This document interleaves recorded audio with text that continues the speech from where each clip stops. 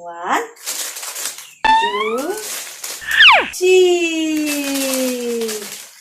Tiêm, cái lấy cột đó rồi. Đồ lắm khăn đi chân ta. 1, 2. Cái chỗ rồi.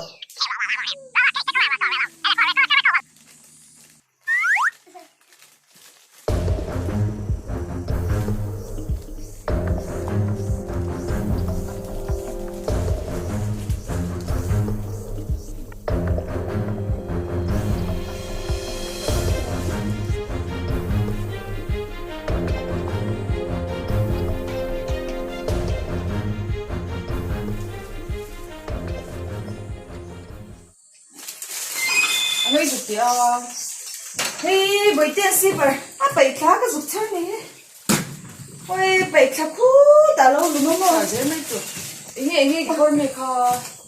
Em mổ. Em. Ôi, rây tổ lúc tục ấy để mà ní, ôi, rây tổ lúc tục mà ní ạ. Cái chén này. Giải nền xe đấy tiệt.